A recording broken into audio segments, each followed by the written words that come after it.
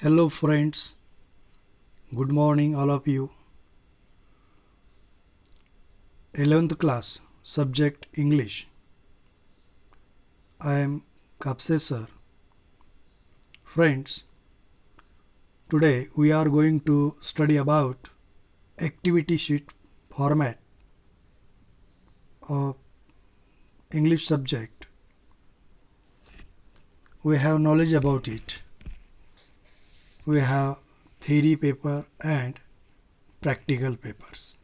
We have two papers. 11वी इंग्रजी विषयाच्या प्रश्नपत्रिकेच्या स्वरूपाबद्दल असलेल्या कृतीपत्रिकेच्या आराखड्याबद्दल आपण या व्हिडिओमध्ये अभ्यास करत आहोत. आपणाला लेखी परीक्षा 80 गुणाची असते व तोंडी परीक्षा 20 गुणांची असते. तर या 11वी इंग्रजी कृतीपत्रिकेमध्ये त्या प्रश्नांचे उपप्रश्नांचे स्वरूप व गुणदान योजना आपण या व्हिडिओमधून पाहत आहोत. सुरुवातीला आपण जर या कृतीपत्रिकेचा अभ्यास केला, कृतीपत्रिका आपण समजून घेतली, तर निश्चित आपणाला पुढील जे आपण अभ्यास करणार आहोत त्या सर्व अभ्यासासाठी याची फार मदत होणार आहे.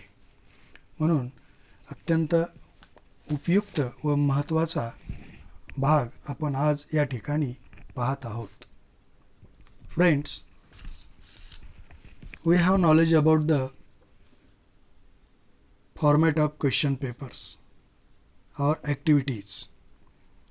Look here, actually in our activity sheet there are total 6 questions, and in these 6 questions there are different activities, and we have to solve the different activities. Look at the first question, first activity. Activity sheet format, section first, prose. आपल्याला अभ्यासक्रमामध्ये pros आहेत, धडे आहेत. 11वी साठी एकूण 6 धडे आहेत. We have 6 lessons in prose section. त्यानंतर we have another section, and that is poetry section. In the poetry section we have 6 poems. Then third section related to writing skills. Fourth section in our contents, fourth section related to drama. These are the 4 sections in our text. But in activity sheet there are another questions also, another activities are also. Look at the first activity, reading for comprehension, language study, summary, note making, mind mapping. Such activities we have to complete in section first, prose. Activity first, A. Read the extract and complete the activities given below. Scene extract from section number 1 consisting of 275 to 300 words. आपणाला section first pros या प्रोजमधील एक lesson, त्या लेसनमधील एक passage, ज्याला आपण extract म्हणू शकता, para, paragraph, एक उतारा, त्यामधील एक 275 ते 300 शब्दांचा असलेला पॅसेज आपणाला परीक्षेसाठी विचारला जातो आणि त्याच्यावर 12 मार्कासाठी 6 प्रश्न असतात. आता ते 6 प्रश्न कोणते आहेत, कशा पद्धतीचे असतात याचाही आपण अभ्यास करू. Look A1 global understanding. Global understanding प्रकारचा हा प्रश्न असतो. आता आपल्याला माहितीच आहे ग्लोब याचा अर्थ विश्व. या अर्थाने ग्लोबल अंडरस्टँडिंग म्हणजे दिलेल्या उतार्याचे पूर्णपणे झालेले आकलन. या उपप्रश्नासाठी खालील प्रकारे ॲक्टिव्हिटीज करायला सांगितले जाऊ शकतात. Global understanding means total understanding. Global understanding दिलेल्या पॅसेजचे पूर्ण आपणाला आकलन झालेले आहे, तर आपण निश्चित हा 2 मार्कासाठी असलेला प्रश्न ॲक्टिव्हिटी आपण पूर्ण करू शकता. ग्लोबल अंडरस्टँडिंगमध्ये आपणाला पॅसेजचे सेंट्रल आयडिया विचारू शकतात. May be global understanding means central idea of the passage, main idea, then message, what is message from the passage, म्हणजे उतार्याची मध्यवर्ती कल्पना सांगणे, उतार्यातून लेखकाला द्यावयाचा संदेश कोणता आहे तो सांगणे, अशा प्रकारचे प्रश्न असतात.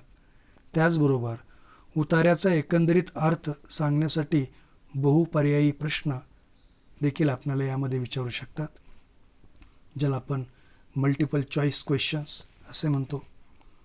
त्यानंतर उतार्याला योग्य शीर्षक देणे. Give suitable title to the passage.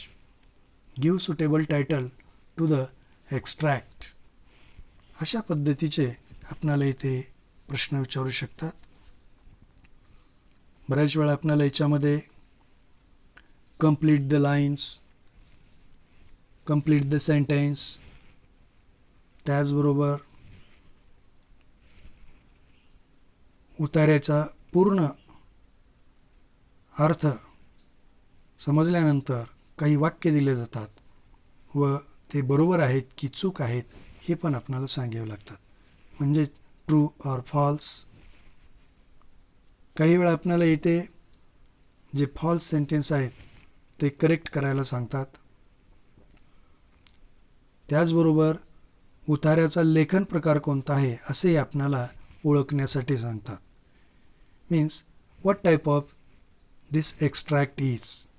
This is essay, article, autobiography, biography, news, editorial. What type of this passage is. आणि मग आपण त्या ॲक्टिव्हिटीज सोडवू शकता.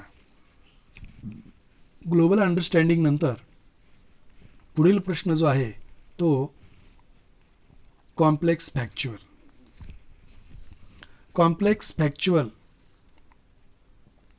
आता कॉम्प्लेक्स म्हणजे गुंतागुंतीचा असा अर्थ थोडा आहे.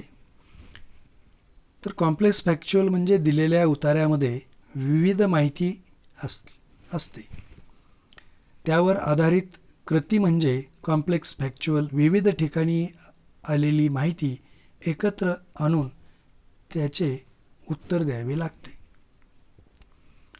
आणि म्हणून कॉम्प्लेक्स फॅक्च्युअलमध्ये आपल्याला असे वेगवेगळ्या प्रकारचे प्रश्न असू शकतात. Complete the web. Web chart दिलेला असतो, तो आपल्याला तो वेब डायग्राम आपल्याला कंप्लीट करायचे असते, किंवा प्ले चार्ट आपल्याला पूर्ण करायचा असतो. त्याचबरोबर वाक्यक्रमाने लिहायचे असतात, मांडायचे असतात. Means we have to order the sentence, order the information. त्यानंतर मेक अ लिस्ट. अशा प्रकारच्या ॲक्टिव्हिटीज या कॉम्प्लेक्स फॅक्च्युअलमध्ये दुसऱ्या प्रश्नामध्ये आपल्याला 2 मार्कासाठी विचारतात. कॉम्प्लेक्स फॅक्च्युअलमध्ये make a list, describe the event और give the answers of the activity, give the answers of the questions. अशा प्रकारचे प्रश्न आपल्याला कॉम्प्लेक्स फॅक्च्युअलमध्ये विचारले जातात. त्यानंतर थर्ड ॲक्टिव्हिटी A3 इन्फरन्स और इंटरप्रिटेशन ॲनालिसिस. इन्फ्रन्स, इंटरप्रिटेशन और ॲनालिसिस असे 3 प्रकारचे प्रश्न. त्यापैकी एक प्रकारचा प्रश्न याच्यामध्ये ॲक्टिव्हिटी आपल्याला विचारली जाऊ शकते. आता A3मध्ये इन्फ्रन्स और इंटरप्रिटेशन और ॲनालिसिस वरील प्रकारच्या कृतीमध्ये दिलेल्या माहितीवर आधारित निष्कर्ष काढायचे असतात. आपल्याला माहिती दिलेली असते आणि आपण निष्कर्ष काढायचा असतो. उतार्यामध्ये दिलेल्या माहितीचे विश्लेषण करून निष्कर्ष काढल्यानंतर ती माहिती आपण आपल्या आन्सर पेपरमध्ये लिहायची असते. माहितीचा अर्थ लावायचा असतो, कारणे शोधायची असतात, कारणे पूर्ण करायची असतात, अनुमान काढायचा असतो, विधानांचे स्पष्टीकरण देणे इत्यादी कार्य या थर्ड ॲक्टिव्हिटीमध्ये आपल्याला विचारली जाऊ शकते. आणि ही थर्ड ॲक्टिव्हिटीसुद्धा आपल्याला 2 मार्कासाठी आहे. Then fourth activity A4 personal response. तर पर्सनल म्हणजे वैयक्तिक, रेस्पॉन्स म्हणजे प्रतिसाद देणे, उत्तर देणे, मत मांडणे. पर्सनल रेस्पॉन्सचे ॲक्टिव्हिटीची उत्तरे पॅसेजमध्ये मिळतीलच असे नाही. आपण त्या ठिकाणी वैयक्तिक प्रतिसाद द्यायचा आहे. याच्यामध्ये आपल्याला वेगवेगळ्या प्रकारचे प्रश्न विचारू शकतात. For example, make a list of gifts you receive from your parents, किंवा make a list of gifts you receive from your friends, किंवा पॅसेजशी रिलेटेड काही पर्सनल रेस्पॉन्सचे प्रश्न असतात. Make a list of the seasons and festivals. या प्रकारच्या प्रश्नामध्ये, या कृतीमध्ये तुम्हाला आपला प्रतिसाद मुद्देसूदपणे थोडक्यामध्ये द्यावयाचा असतो. त्यानंतर next activity A5 language study. Language स्टडीमध्ये आपल्याला या ठिकाणी ग्रामरचा भाग विचारला जातो.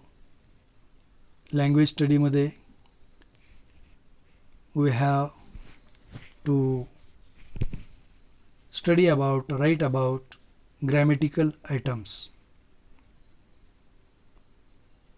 means there are different type of grammatical items and we have to transform the sentences, interchange of the sentences, find the type of the sentences, kinds of the sentences.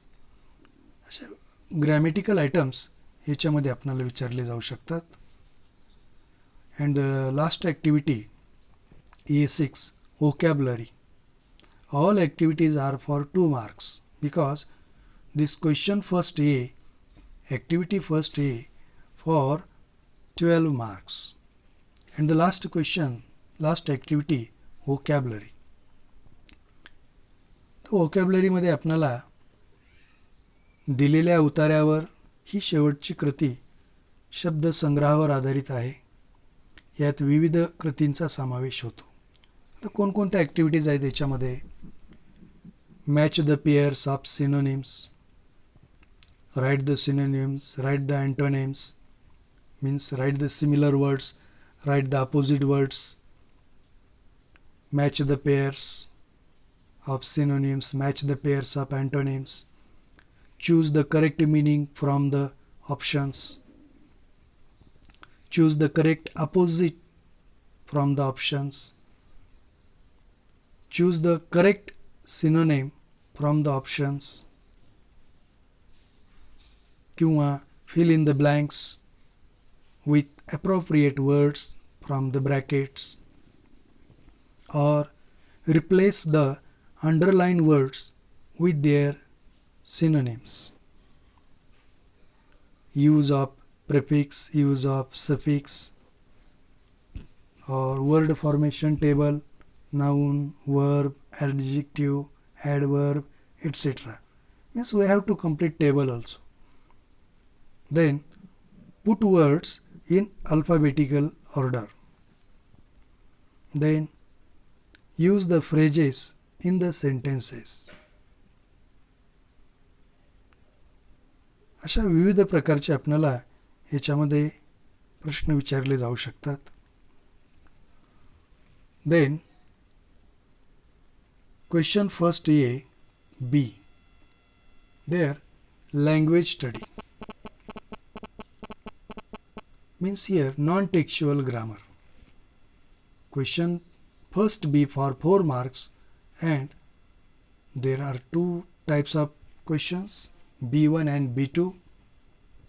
B1 is for 3 marks and B2 is for 1 mark. And what is the question? How are the activities? Do as directed. B1, do as directed. Transformation of sentence means grammatical items are here. And B2, spot the error. Spot the error म्हणजे आपल्याला या ठिकाणी 4 वाक्य दिलेले असतात किंवा 2 वाक्य दिलेले असतात आणि त्याच्यामधील त्या वाक्यामध्ये कोणता भाग चुकीचा आहे तो आपण त्या ठिकाणी शोधायचा असतो किंवा दिलेल्या वाक्यामध्ये काय चुकीचे आहे ते आपण शोधायचे असते. त्यालाच आपण स्पॉट द एरर असे म्हणतो. या फर्स्ट क्वेश्चन नंतर second question. Friends, question second A. Read the extract and complete the activities given below. It is for 18 marks. Question second A. Look here. Question second is for 18 marks and question second A for 12 marks. And then question B for 3 marks, question 3 for C for 3 marks, means total here 18 marks. And in question second A, unseen extract consisting of 275 to 300 words.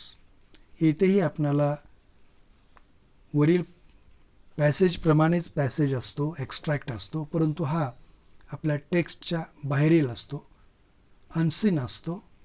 कदाचित तो आपण पाहिलेला नसतो, वाचलेला नसतो, अभ्यासलेला नसतो आणि म्हणून त्याला आपण अनसीन एक्स्ट्रॅक्ट असे म्हणतो. आता याचीही प्रश्नपद्धती त्याच पद्धतीने आहे. First activity global understanding, second activity for 2 marks complex factual, third activity inference, interpretation or analysis, fourth activity personal response, fifth activity language study, and sixth activity vocabulary. आता हे प्रश्न कशा प्रकारचे असतात हे आपण अगोदर क्वेश्चन फर्स्ट ए च्या प्रश्नांचा ॲक्टिव्हिटीचा अभ्यास करत असताना पाहिलेले आहेत. तर याच्यामध्ये नवीन प्रश्न आपल्याला विचारला जाऊ शकतो तो म्हणजे बी समरी रायटिंग. तर याच्यामध्ये समरी रायटिंग आपल्याला 3 मार्कासाठी आहे. Write the summary of the above extract with a suitable title and the help of the given points और हिंट्स. आपण जो अनसीन पॅसेज वरी त्याच्या ॲक्टिव्हिटीज सोडवलेल्या आहेत तोच पॅसेज आपल्याला परत 3 मार्कासाठी अभ्यासायचा असतो, कारण त्या पॅसेजची आपल्याला समरी लिहायची असते. सारांश रूपाने थोडक्यात आपल्या स्वतःच्या शब्दामध्ये आपण ती समरी लिहायची असते. Whenever we are writing summary, we have to give the title and then write summary in a 1 paragraph. Write summary in our own language. Use simple language. Use small sentences. अगदी सोप्या साध्या भाषेमध्ये स्वतःच्या भाषेमध्ये व्याकरणदृष्ट्या शुद्ध असलेले, करेक्ट असलेले वाक्यरचना करून आपण समरी लिहू शकतो आणि त्याला शीर्षक समरीला अगोदर आपण देऊ शकतो किंवा दिले पाहिजे. त्यानंतर question second C, note making, mind mapping, completion task. Here is a completion task. This activity is for 3 marks. And look here, note making. या ठिकाणी आपल्याला प्रश्न अशा पद्धतीने असतो, read the given extract and complete the given activity as per the instructions. तुम्हाला या ठिकाणी अनसीन पॅसेज दिलेला असतो. तो अनसीन पॅसेज आपण चांगल्या पद्धतीने वाचन करायचे आणि वाचन केल्यानंतर त्या ठिकाणी आपण त्या अनसीन पॅसेजचे दिलेल्या सूचनेनुसार उत्तर लिहायचे. तर नोट मेकिंगमध्ये अनसीन पॅसेज आपल्याला दिलेला असतो, त्यावेळेस बऱ्याच वेळा आपल्याला read the unseen passage and complete the table अशा पद्धतीने प्रश्न असू शकतो.